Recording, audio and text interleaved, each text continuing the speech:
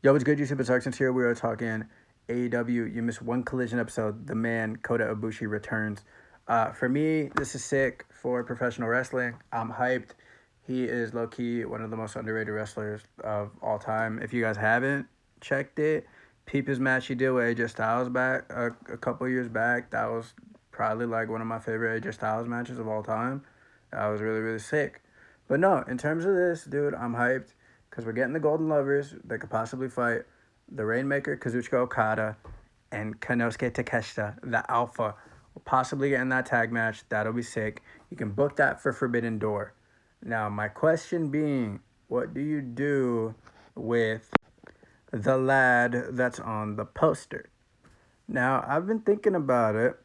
There's a certain group in New Japan that he still has a little unfinished business with because his last, like, New Japan match was that cage match with United Empire and the War Dogs.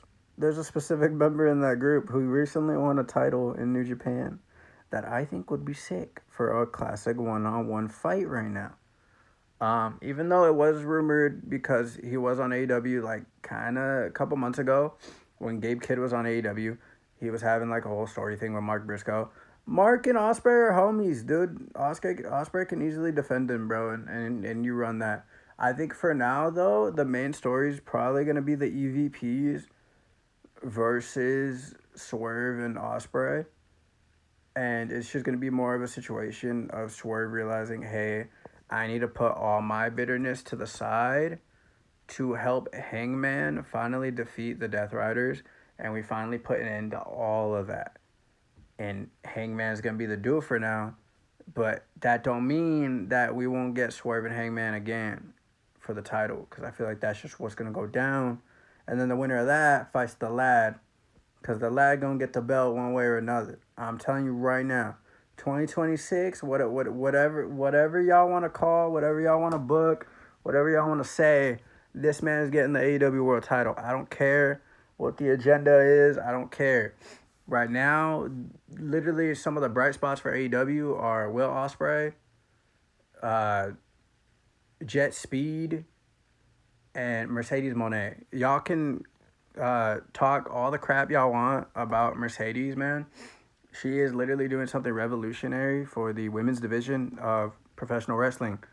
It's a thing on the IWC, the internet wrestling community, where people tend to talk a lot of smack on Mercedes and just give her flack and everything about, oh, she has creative control, this and that. Okay, y'all gotta realize she only has creative control in the one company that she signed with, and that is AEW. She has creative control there. All these other companies that are giving her belts decide to give her the belt because, hey, she's featured each week on a major broadcast TV show. Like, hey, we can get eyes on our product. People are gonna be like, oh, what's Rev Pro? Oh, what's CMLL? What is all that? Like, oh, let me look up what's that's about. Oh, okay, cool. And then you see the freaking great work that she did. Like, dude, she fought Stephanie Vaquer. She fought Mina Shirakawa a couple times. Like, you know, she's going to fight freaking Toni Storm for the AEW Women's Championship at All In. Like, dude, there's levels to this stuff, bro. Y'all got to realize, man. Like, it's just business end of the day, man. Like, bro, Mercedes is doing something revolutionary for the women's division, just in general. I'm not gonna knock that, bro. Good for her. Good for all that. Also, shout out that boy, Beast Mortos, man. That boy dating Mercedes, but that's sick. Nah, but for real though, like, I'm excited for what AEW got coming up. For AEW All In, they got Mox, they got Hanger, they got Mercedes and Tony Storm. Possibly gonna get Jet Speed and Hurt Syndicate.